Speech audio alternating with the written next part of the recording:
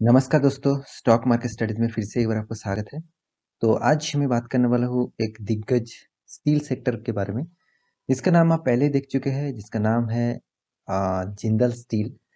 तो जिंदल स्टील एक बढ़िया कंपनी है और इस कंपनी के ऊपर मैं यहाँ पे बात करने वाला हूँ और कंपनी का कुछ फंडामेंटल्स डिटेल्स यहाँ पे आपको दिखाऊंगा और साथ ही साथ कंपनी का क्वार्टर 2 का जो रिजल्ट हुआ उसके बारे में भी बात करूंगा।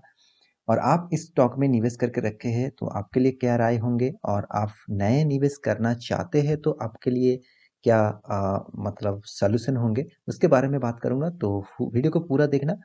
आप इस स्टॉक में खरीदारी करना चाहते हैं और नहीं भी करेंगे तो भी इस वीडियो को देखना, क्योंकि आपको बहुत सारी चीज सीखने को और देखने को मिलेगा।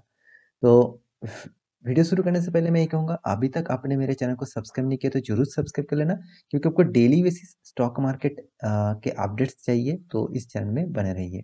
तो चलो देखते हैं आज के स्टॉक के बारे में। तो सबसे पहले मैं क्वार्टर 2 का रिजल्ट के ऊपर आ चुका हूँ। यहाँ पे पहले मैं आपको रिजल्ट दिखा दूँ, उसके बाद सारी जानकारी यहाँ पे क्लियर हो जाएगा। तो रिजल्ट यहाँ पे आपको डेटा जो है वो उस डेटा को आपको दिखाऊंगा। तो इस डेटा को आपको जरूर देखना चाहिए। यहाँ पे जो फिगर दिया है वो करोड़ों में दिया है, तो टोटल करोड़ों में फिगर दिया है। तो टोटल जो इनकम है, कंपनी ने इस क्वार्टर में जो इनकम किया, करीबन करीबन 13,280 करोड़ का इनकम किया। मतलब इनकम मतलब कंपनी जो सेल्स किया, उसके बाद जीएसटी जो रिकवरी हुआ, उसके बाद देखिए यहाँ पे देखिए कैप्टिव जो सेल्स हुआ, मतलब ओन जो प्रोजेक्ट का सेल्स हुआ, और मतलब कुछ पुराना जो प्रोजेक्ट था उसका, और उसके ऊपर जो रिटर्न हुआ, तो सारे चीज को जोड़कर टोटल जो इनकम हुआ उसको बोलते हैं टोटल रेवेन्यू और टोटल इनकम। तो इस इनकम करीबन करीबन 13,200 करोड़ है। पिछले क्वार्टर में था 10,400 करोड़, पिछले सालों में तो 7,800 करोड़ था। तो पिछले सालों से कंपैरिजन करूँ तो बहुत ग्रोथ देखने को मिला, करीबन करीबन 5,000 करोड़ का ग्रोथ देखने को मिला। पिछले सालों से कंपैरिजन करूँ तो भी यहाँ पे 3,000 करोड़ का ग्रोथ देखने को मिला। मतलब दोनों ही चीज में एक 5 स्टार रेटिंग वाला परफॉर्मेंस पहले एक कर चुके हैं कंपनी। तो इस डेटा को आपको जरूर याद रखना होगा। कोई भी कंपनी इनकम ग्रोथ अच्छा खासा हो रहा है, साथ ही साथ कंपनी का देखिए इनकम अच्छा होने से कुछ फायदा नहीं होगा, कंपनी का परफॉर्मेंस कैसा हो रहा है उसके बारे में भी आपको देखना चाहिए। तो यहाँ पे कंपनी का इनकम तो अच्छा हुआ, उसके बाद बारी आती है एक्सपेंस की। कंपनी का जो एक्सपेंस है उसके बारे में बात करूँ तो करीबन यहाँ पे आप देख सकते हैं 9,000 करोड़ का एक्सपेंस हुआ, 9,600 करोड़ का। पिछले क्वार्टर में 6,800 करोड़ का एक्सपेंस हुआ। पिछले सालों में तो जबरदस्त एक्सपेंस हुआ था, इनकम के तुलना से एक्सपेंस जबरदस्त हुआ था 6,500 करोड़ का। तो ओवरऑल यहाँ पे बात करूँ, कंपनी का एक्सपेंस मुझे थोड़ा सा एक्सपेंसिव लगा। तो प्रॉफिट के बारे में बात करूँ, कंपनी के जितने सारे टैक्सेस है उस टैक्स को पे करना पड़ा, और टैक्स पे करने के बाद कंपनी के हाथ में आते हैं टोटल कॉम्प्रिहेंसिव इनकम। तो टोटल कॉम्प्रिहेंसिव इनकम के बारे में बात करूँ, करीबन करीबन 2,700 करोड़ का टोटल यहाँ पे इनकम इस क्वार्टर में किया। पिछले क्वार्टर में 2,668 करोड़ का इनकम किया था। पिछले सालों में तो बहुत कम था, करीबन करीबन 998 करोड़। पिछले सालों से कंपैरिजन करूं, मतलब वाई ऑफ वाई, मतलब year of year basis comparison करूं, तो यहाँ पे डबल, मतलब यहाँ पे लिखना चाहता हूँ डबल हो चुके हैं कंपनी का प्रॉफिट। मगर क्वार्टर ऑफ क्वार्टर बेसिस के परफॉर्मेंस के बारे में बात करूँ तो मुझे थोड़ा सा ग्रोथ देखने को मिला, करीबन करीबन मान के चलिए 50,000 करोड़ टोटल यहाँ पे, सॉरी 50,000 नहीं, 50 करोड़ यहाँ पे टोटल प्रॉफिट ग्रोथ देखने को मिला। और कंपनी का अर्निंग पर शेयर मतलब ईपीएस के बारे में बात करूँ तो 26.58 है, और पिछले क्वार्टर में 26.9 था।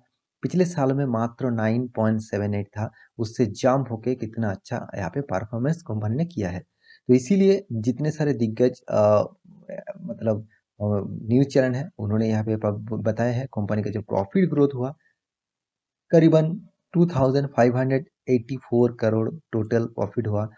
जम जबरदस्त जाम हुआ क्वार्टर ऑफ क्वार्टर बेसिस, और sorry year of year basis, मतलब Y of Y, year of year basis company का परफॉर्मेंस जबरदस्त हुआ। तो इसी के बारे में आपको हमेशा याद रखना होगा। कोई भी कंपनी परफॉर्मेंस कर रहा है मतलब उसके पीछे तो कुछ रीजन जरूर होगा।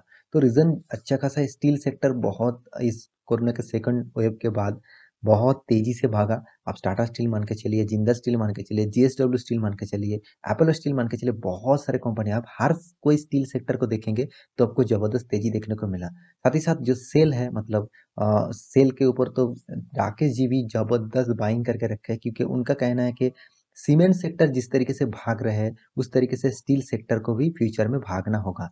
तो उसी का नजरिया यहाँ पे आपके सामने है, जो है जिंदल स्टील भी एक जबरदस्त कंपनी है, तो इसके बारे में भी यहाँ पे आपको देखना चाहिए और सोचना भी चाहिए कंपनी का परफॉर्मेंस के बारे में। देखिए कंपनी का परफॉर्मेंस इस क्वार्टर में अच्छा हुआ, इसका मतलब ये नहीं कंपनी जबरदस्त हो गया। पिछले सालों का, पिछले क्वार्टर का भी रिजल्ट आपको देखना है, उसी के बारे में यहाँ पे आपको दिखा देता हूँ। सबसे पहले देखिए कंपनी का मार्केट कैपिटलाइजेशन देख लीजिए, 43,000 करोड़, मतलब company obviously large cap company है। कंपनी का पी रेशियो मुझे बहुत वीक लेवल में लग रहा है, और कंपनी का रिटर्न ऑफ कैपिटल एम्प्लॉयड 15.8 है, रिटर्न ऑफ इक्विटी 14.9, मतलब दोनों के एवरेज निकल के आते हैं 15। तो 15% के ऊपर है, मतलब एक लो लेवल से देखा जाए एक अपर लेवल के तरह है, आगे बढ़ रहा है, तो थोड़ा थोड़ा ग्रोथ हो रहा है। कंपनी का फेस वैल्यू मात्र 1 रुपया है, इसीलिए कंपनी का प्राइस रेंज अभी भी 500 के नीचे मिल रहा है। तो कंपनी का लो और हाई देख सकते हैं, हाई था 500 टू, लो था 200, मतलब कंपनी उतना तेजी से भागते नहीं। कंपनी का जो अच्छा खासा मुझे चीज लगा वो कंपनी खुद का डेप्थ जो है, जो कर्जा है वो को रिड्यूस कर रहा है। साथ ही साथ कंपनी अच्छा खासा रिटर्न भी देते हैं, और कंपनी डिविडेंड भी कंपनी अच्छा खासा यहाँ पे आपको देते हैं। यहाँ पे आप देख सकते हैं कंपनी जो परफॉर्मेंस है उसके हिसाब से, कंपनी जो स्टील सेक्टर से बिलोंग करते हैं, यहाँ पे देखिए जो स्पॉन्ज आयरन है, मतलब स्टील, हर कोई सेक्टर स्टील सेक्टर के बारे में बात करूँ तो जो स्पॉन्ज आयरन है उसके बारे में बात करूँ तो जिंदल स्टील नंबर 1 पोजीशन में है। तो जिंदल स्टील इसका रैंकिंग नंबर 1 पोजीशन में है, क्योंकि इसका मार्केट कैपिटलाइजेशन 43,100 करोड़ है। तो यहाँ पे देखिए जिंदल स्टील, देखिए उससे ज़्यादा बढ़िया है ऑब्वियसली, मतलब देखिए इस कंपनी जिस सेक्टर से बिलोंग करते हैं, जिस स्टील सेक्टर से ऑब्वियसली है, मगर यहाँ पे देखिए टाटा स्टील जो है, टाटा स्टील लॉन्ग है, टाटा स्टील का 2 सेक्टर है, जीएसडब्ल्यू के 2 सेक्टर है।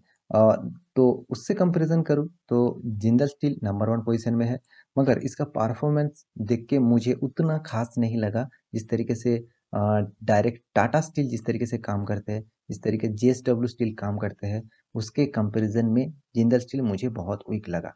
क्योंकि इसका परफॉर्मेंस आप देख लीजिए। नेट प्रॉफिट के बारे में बात करूँ तो कंपनी देखिए पहले जो क्वार्टर था वो यहाँ पे टोटली लॉस मेकिंग कंपनी बने थे, मतलब हर क्वार्टर में लॉस था। उसके बाद धीरे धीरे कंपनी का ग्रोथ हुआ, और उसके बाद आप साल भर की बात करूँ तो साल भर में आपको कंपनी में अभी भी आपको लॉस देखने को मिलेगा, क्योंकि इस जो 2020 और 2021 में, इस दोनों सालों में एक परफॉर्मेंस अच्छा देखने को मिला, मगर उससे पहले जो 2020 था और 2019, 18, हर सालों में आपको लॉस देखने को मिला। तो जिस कंपनी में लॉस मेकिंग कंपनी था, पहले तो जबरदस्त प्रॉफिट हुआ था, इससे इस सेक्टर में जबरदस्त प्रॉफिट हुआ था, उसके बाद हर साल में आपको लॉस देखने को मिला।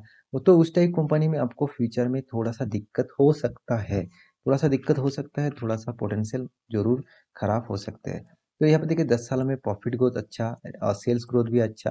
साथ ही साथ कंपनी रिटर्न ऑफ इक्विटी थोड़ा सा मुझे वीक पॉइंट लगा, क्योंकि रिटर्न ऑफ इक्विटी बहुत सारे सालों में यहाँ पे वीक था। तो सीएजीआर परसेंट देखिए, आपको 10 साल आप निवेश करके रखे तो आपको फंड आपका 3% का डाउन ट्रेंड, मतलब 3% आपका लॉस चल रहा है। 5 साल में 44% का रिटर्न, 3 साल में 32% का रिटर्न, 1 साल में 100% का रिटर्न यहाँ पे दिया है। देखिए 1 साल में तो 100 आपको दे देंगे, और 2 साल में भी दे देंगे, आपको एवरेज देखना है, मतलब 10 सालों की एवरेज देखना है। तो 10 साल एवरेज में आपको यहाँ पे निकल के दूँ, करीबन करीबन यहाँ पे मुझे 15% का एवरेज मुझे यहाँ पे निकल के आते हैं। तो आप खुद एवरेज भी निकल सकते हैं, तो एक मोटा मोटी एक एवरेज आपको दिया। तो कंपनी का जो प्रोमोटर है, कंपनी जो हिस्सेदारी है, तो प्रोमोटर के पास करीबन 60% होल्डिंग है। प्रोमोटर देखिए यहाँ पे 2018 में 58.66% का होल्ड करके रखा था, अभी प्रोमोटर खुद का हिस्सेदारी बढ़ा चुके हैं। एफ देखिए 9.93 था, 9.93 होल्ड करके रखा। एफ देखिए अच्छा खासा माल होल्ड करके रखा था, अभी शेयर बेच दिया है। डीएस भी माल बेचा है, क्योंकि इस जो सितंबर माह में जबरदस्त गिरावट हुआ, उसके पीछे कारण है एफ और डीएस। ज़्यादातर माल बेच दिया, तो इस माल बेचने का कारण से यहाँ पे ज़बरदस्त गिरावट हुआ। तो ज़्यादातर एफआईएस ने माल बेचा, तो आप हर सेक्टर में देखेंगे एफआईएस ने ज़बरदस्त माल बेचा है इस सितंबर के क्वार्टर में। और एक डीआईएस के बारे में बात करूँ तो डीआईएस ज़बरदस्त माल उठाया है और पब्लिक भी यहाँ पे अच्छा खासा हिस्सेदारी खरीद के रखा है। तो मोटा-मोटी इस कंपनी के बारे में बात करूँ तो कंपनी का चार्ट पैटर्न मुझे सबसे पहले नेगेटिव लगा और कंपनी का कुछ परफॉर्मेंस भी मुझे अभी तक डाउन ट्रेंड में लग रहा है। तो आप इससे बेहतर आपको बहुत सारे कंपनी मिल जाएगा। जेएसडब्ल्यू स्टील के ऊपर आप स्टडी कर सकते हैं, टाटा स्टील के ऊपर स्टडी कर सकते हैं, एपोलो स्टील के ऊपर स्टडी कर सकते हैं। वो कंपनी आपको इससे भी अच्छा खासा एक परफॉर्मेंस देने वाला कंपनी लगेगा। तो मेरे कहने का मतलब आप समझ चुके हैं। देखिए, आप इस कंपनी में निवेश करके रखें तो आपको लॉन्ग टर्म के लिए सोचना चाहिए और अभी भी तो आप बेचेंगे तो आपको कुछ फ़ायदा नहीं मिलेगा। मगर इस नया निवेशक के लिए यही कहूँगा, इतना वोलेटिलिटी स्टॉक, जिस स्टॉक अभी भी डाउन ट्रेंड में है और जो स्टॉक 10 सालों में आपको नेगेटिव रिटर्न दे रहा है, तो उस टाइप स्टॉक से आप दूरी रहे तो अच्छा है। आपका पोर्टफोलियो सिक्योर रखना है तो इस टाइप स्टॉक से दूरी रहिए। इससे बहुत ज़्यादा स्टॉक, अच्छा खासा स्टॉक आपको मिल जाएगा। उस टाइप स्टॉक में आप आपको निवेश करना चाहिए। तो मैं इस कंपनी को खराब नहीं कहूँगा, कंपनी अभी भी स्ट्रगल मूड में है। जब स्ट्रगल मूड खत्म हो जाएगा, जब हर क्वार्टर में प्रॉफिट देखने को मिलेगा, हर सालों में प्रॉफिट देखने को मिलेगा, तब इसके ऊपर निवेश करने के लिए सोचिए। तो आशा करता हूँ मेरा वीडियो आपको अच्छा लगा और आपको इन्फॉर्मेबल लगा। तो इस वीडियो को लाइक करना, दोस्तों के साथ शेयर भी करना और मेरे चैनल को सब्सक्राइब भी करना। मिलते हैं अगले स्टॉक लेके, तब तक के लिए अच्छे से रहिए, अपना ख्याल रखिए। Bye bye.